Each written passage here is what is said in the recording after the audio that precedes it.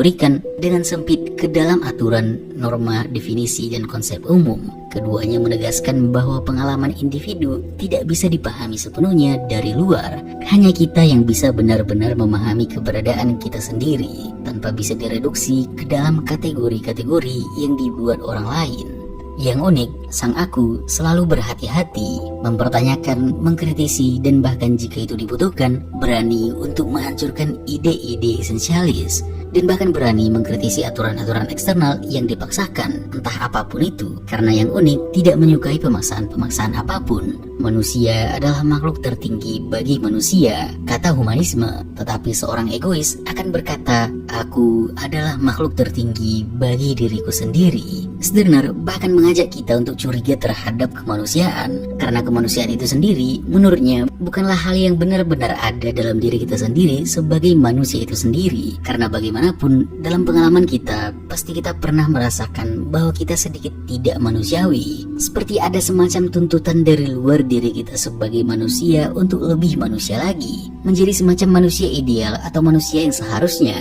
Hantu yang membelenggu, kata Max Stirner. Ludwig Feuerbach, salah satu filsuf yang menjunjung tinggi pencarian esensi manusia ini, melihat bahwa manusia haruslah dibebaskan dari para dewa. Karena menurutnya kebutuhan manusia akan dewa hanyalah bentuk dari kelemahan manusia itu sendiri. Semacam bagaimana anak kecil yang takut dunia sekitarnya dan menciptakan teman imajiner di pikirannya untuk menemaninya dalam kehidupan, di mana temannya sangat kuat, penuh cinta, selalu melindunginya dan yang lainnya, yang membuatnya menjadi teman yang sempurna bagi si anak. Dan bagi Feuerbach, solusi untuk tidak terjebak dalam keterasingan ini adalah dengan merebut segala sifat-sifat manusia itu sendiri dari teman imajiner ini, dengan menegaskan bahwa manusialah pusat dari segala sesuatu, bukan para dewa.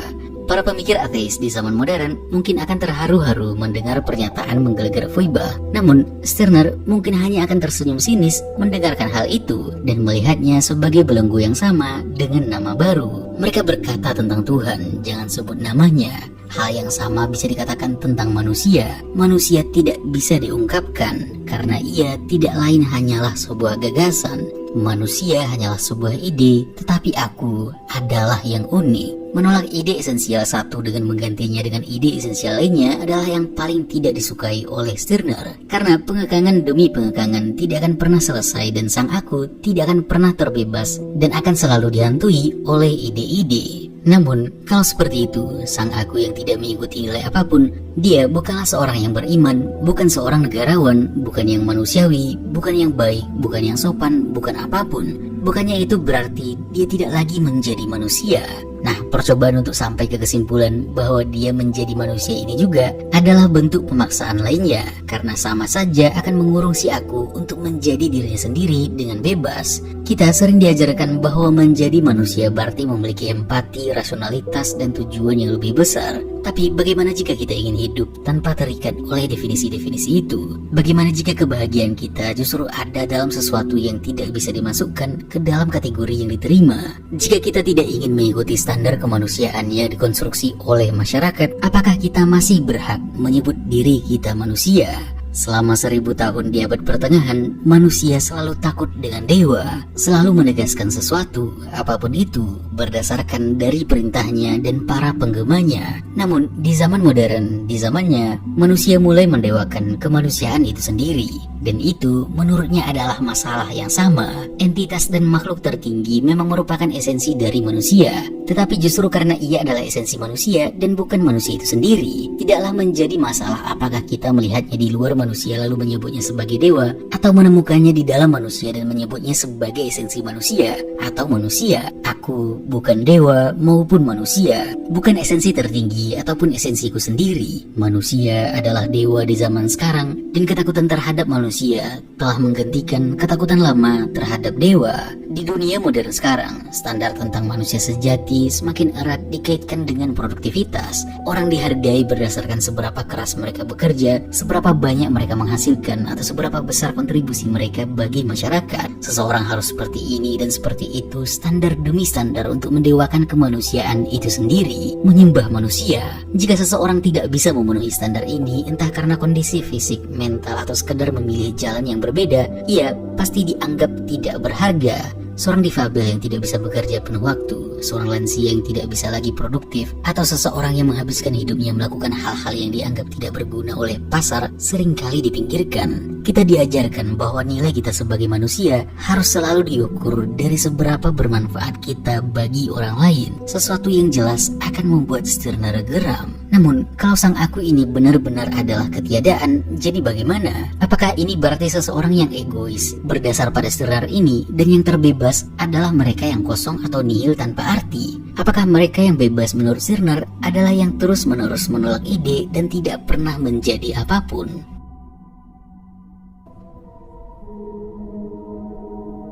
Stirner bahkan dengan jauh menetapkan bahwa aku adalah satu-satunya realitas yang sejati. Semua bentuk esensi universal, baik itu ciptaan para dewa, kemanusiaan, moralitas, maupun negara adalah hal-hal eksternal. Bagi Stirner, hanya aku yang memiliki makna dalam realitas. Jadi, individu tidak hanya berdaulat atas dirinya sendiri, tapi juga segala sesuatu hanya memiliki makna sejauh individu itu mengakuinya sebagai miliknya sendiri, yang menjadikannya sebagai bentuk dari solipsisme egoistik, di mana dunia bukanlah sesuatu yang memiliki arti atau nilai independen, tapi sesuatu yang hanya berarti jika dan hanya jika digunakan oleh individu itu sendiri. Der Einzige, sang aku yang unik, tidak terikat oleh apapun, tidak oleh norma, tidak oleh moralitas, tidak oleh definisi-definisi besar mengenai kebaikan dan keadilan. Ia adalah kekosongan yang bebas, ruang yang terbuka untuk menciptakan sesuatu yang benar-benar baru, bukan sekedar mengikuti aturan yang sudah ada, bukan sekedar mengulang pemikiran yang diwariskan, tetapi benar-benar merancang dunia sendiri sesuai dengan kehendaknya.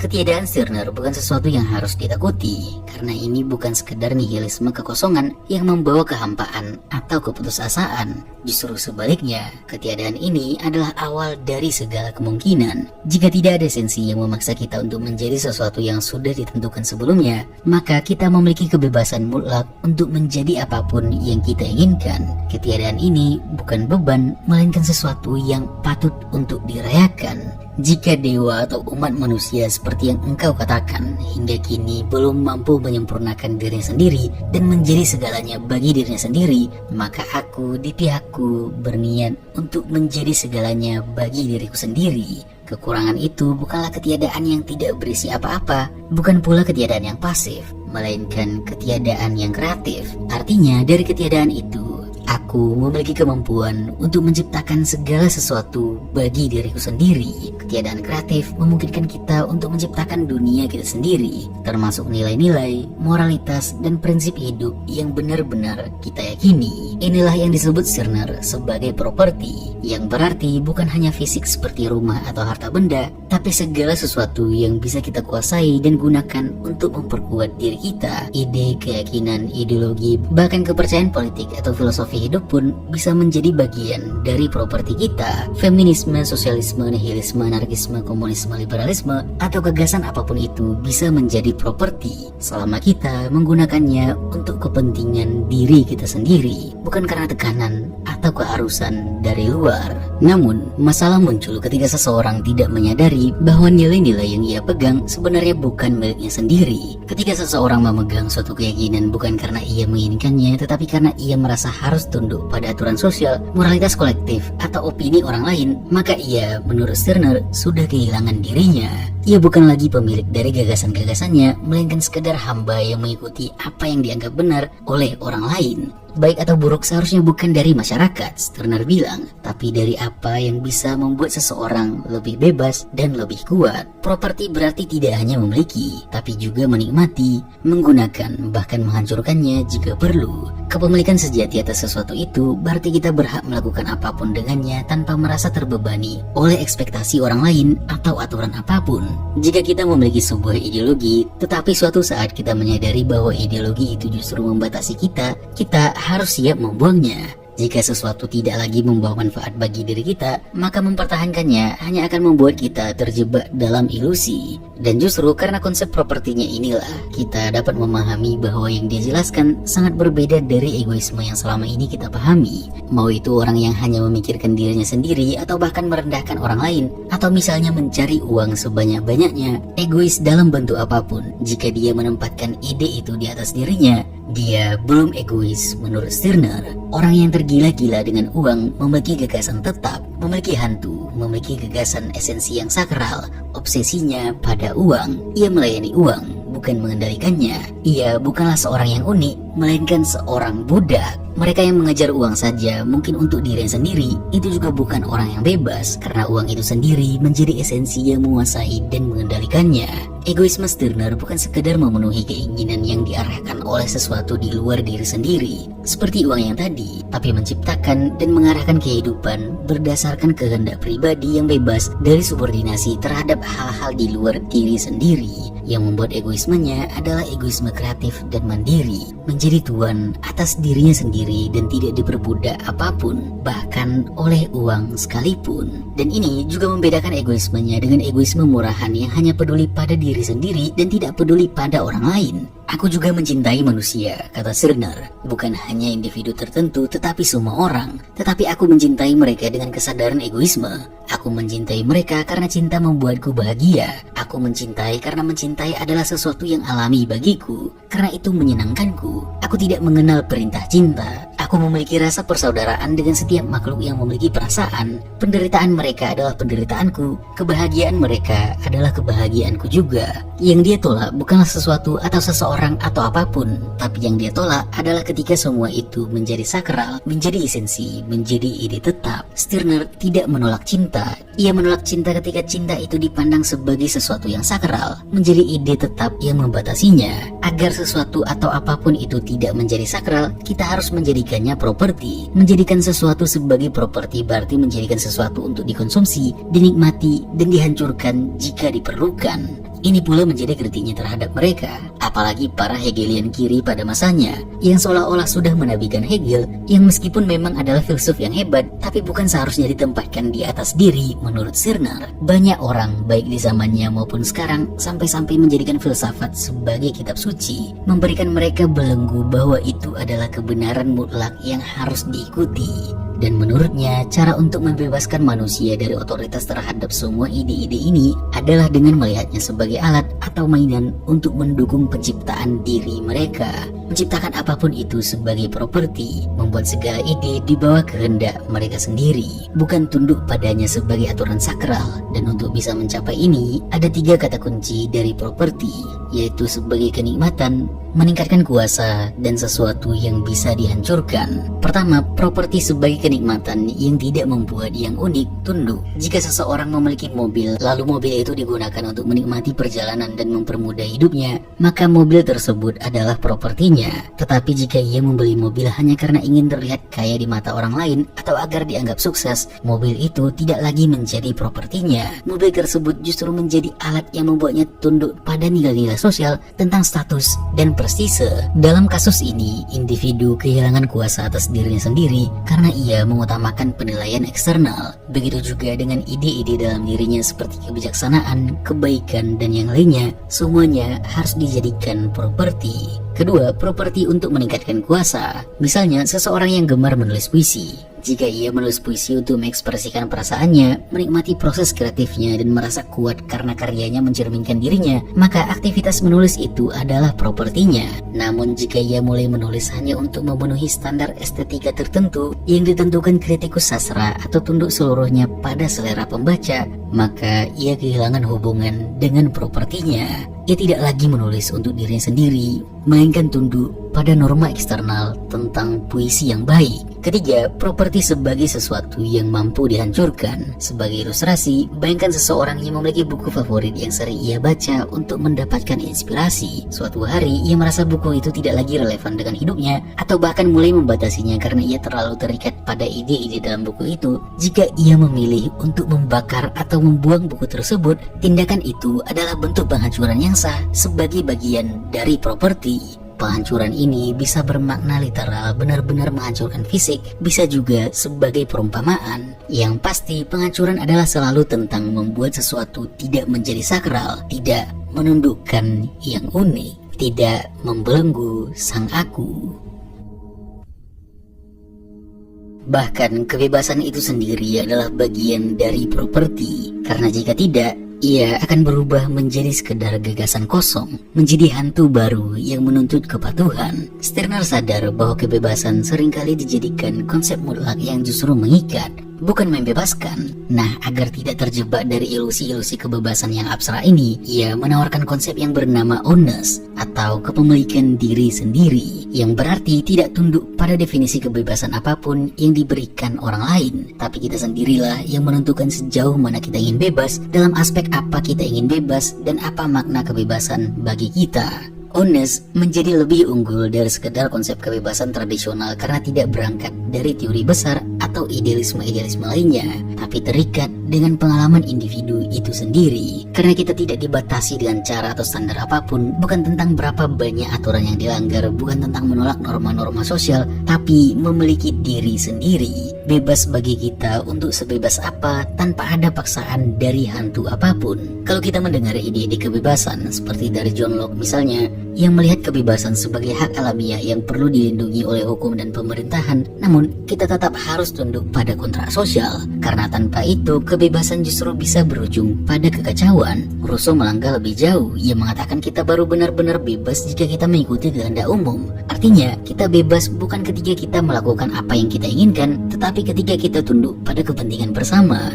John Stuart Mill pun sama, salah satu yang paling besar menekankan kebebasannya, masih terbelenggu dengan prinsip tidak merugikan orang lain, yang membatasi kebebasan dalam koridor moral rasional. Mungkin ide-ide dari Locke, Rousseau, dan Mill terdengar masuk akal, tapi pada akhirnya ada saja aturan-aturan yang membuat manusia tidak pernah benar-benar bebas, karena selalu ditentukan oleh hukum, masyarakat, atau moral, atau hantu-hantu lainnya. Walaupun terdengar agung, justru belenggu yang lebih halus ini membiarkan kita berpikir kita bebas, padahal sebenarnya kita masih mengikuti aturan yang ditetapkan oleh orang lain.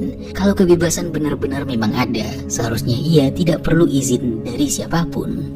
Pertanyaannya kemudian muncul, apakah dengan ini Stirner mengajukan kita untuk bertindak semaunya, menghancurkan atau bahkan membunuh orang lain? Tidak sesederhana itu. Stirner tidak sedang menyerukan kekacauan atau tindakan brutal tanpa batas. Dia tidak menawarkan hal-hal remeh seperti itu, melainkan mengajak kita untuk melihat segala konsep moral, hukum, atau aturan bukanlah sesuatu yang sakral atau mutlak, melainkan konstruksi yang bisa dipertanyakan dan dinegosiasikan oleh individu. Ownness bukan berarti kita bebas menghancurkan orang lain, melainkan kita bertindak atas dasar kehendak kita sendiri, bukan karena paksaan. Jika seseorang merasa bahwa satu-satunya cara untuk menegaskan dirinya adalah dengan menyakiti orang lain, itu mungkin saja bukan kebebasan sejati, melainkan bentuk lain dari keterikatan pada kemarahan, pada dorongan destruktif yang tidak bisa dikendalikan atau yang lainnya. Stirner jelas tidak memberikan batasan atau pedoman tentang mana yang baik atau buruk, karena jelas itu akan membuat konsep kebebasannya jadi sama dengan konsep kebebasan yang lainnya. Ia mengatakan bahwa setiap orang harus menentukan sendiri apa yang membuatnya merasa bebas dan sejauh mana ia ingin mempertahankan kebebasan itu.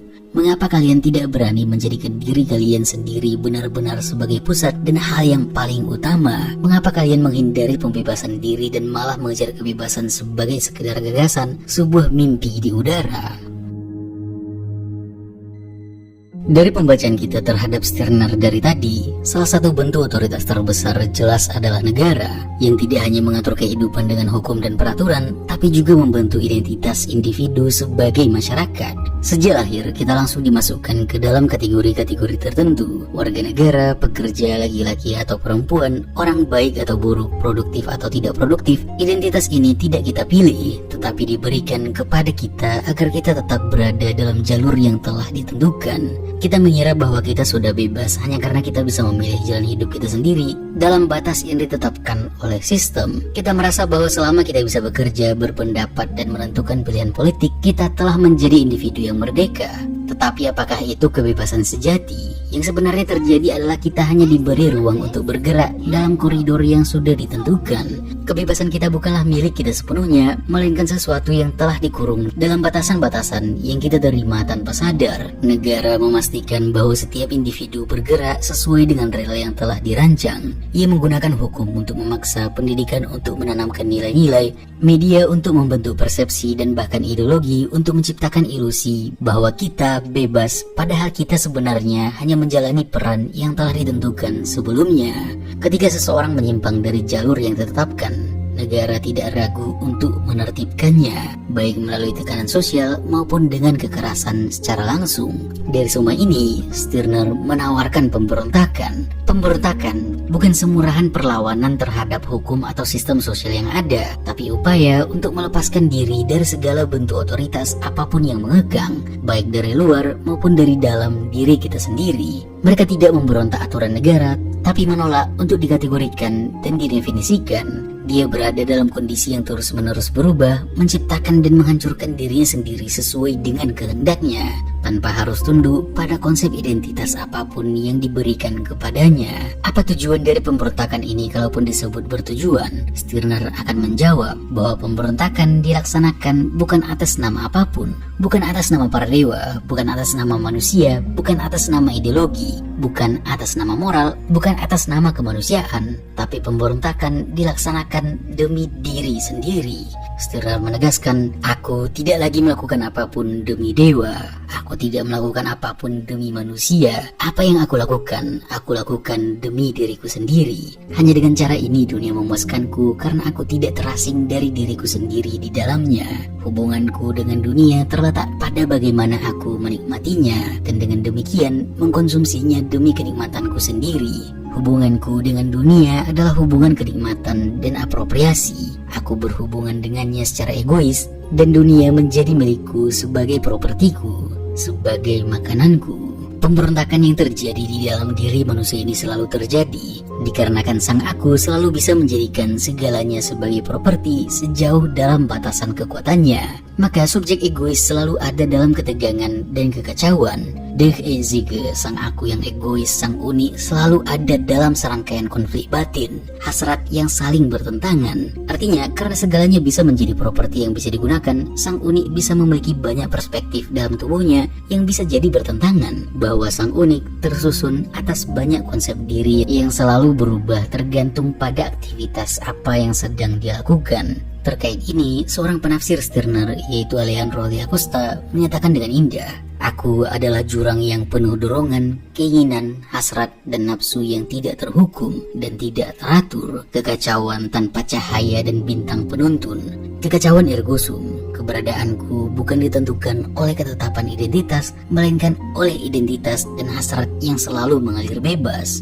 Namun, meskipun para egois ini membuat diri mereka sebagai tuan di atas segala sesuatu, mereka tidaklah hidup soliter. Ada kemungkinan bagaimana mereka bisa menciptakan persekutuan para egois, bukan sekedar komunitas biasa yang dibangun atas norma sosial atau tujuan bersama, tapi sekelompok individu yang tetap mempertahankan kedaulatan dirinya masing-masing. Tidak ada tuntutan untuk tunduk, tidak ada kewajiban untuk berkorban demi kepentingan kolektif. Persekutuan ini ada selama individu-individu di dalamnya merasa mendapatkan manfaat dan kesenangan, dan akan bubar begitu hubungan tersebut tidak lagi bernilai bagi mereka.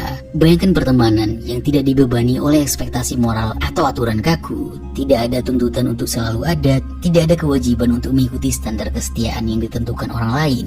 Hubungan ini tidak terikat oleh aturan eksternal, melainkan didasarkan pada kesadaran penuh bahwa setiap individu berhak atas dirinya sendiri. Seringkali dalam masyarakat, kita merasa terpaksa mempertahankan hubungan hanya karena adanya norma sosial yang mengatur bagaimana seseorang harus bersikap dalam keluarga, persahabatan, atau komunitas tertentu. Stirner menolak keterpaksaan semacam ini. Jika sebuah hubungan tidak lagi membawa kebahagiaan atau manfaat bagi individu yang terlibat, mengapa harus dipertahankan? Persekutuan para egois justru memberi ruang bagi individu untuk masuk dan keluar dari hubungan sosial tanpa rasa bersalah atau keterikatan yang tidak perlu. Dalam sebuah persekutuan egois, tidak ada pemimpin mutlak atau hierarki yang mengatur. Setiap individu tetap menjadi tuan bagi dirinya sendiri. Tidak ada kesetiaan buta, tidak ada komitmen yang harus dijunjung tinggi atas nama moralitas. Ini bukanlah bentuk asosiasi yang mengikat seperti negara atau organisasi formal, melainkan interaksi bebas antar individu yang bersifat cair dan selalu dapat berubah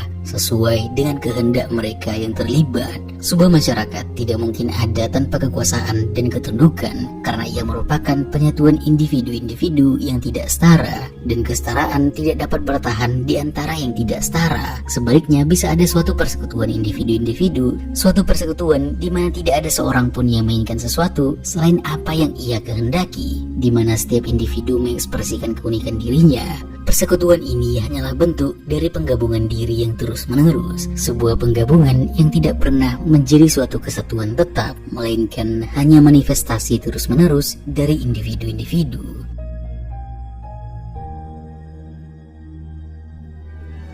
Max Stirner datang dengan suara yang mengguncang, menantang semua yang dianggap pasti. Ia menolak segala aturan, menolak setiap belenggu yang mengikat manusia pada norma, nilai, dan gagasan yang katanya harus diterima begitu saja.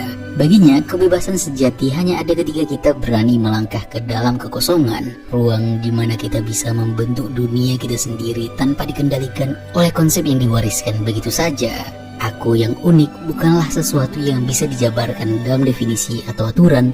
Aku adalah gerakan yang tak bisa dihentikan, sesuatu yang terus berubah, liar, dan tak bisa dikategorikan oleh siapapun. Cinta, moralitas, keadilan, bahkan gagasan tentang kebebasan, semuanya hanya berguna selama kita mengendalikannya, bukan sebaliknya.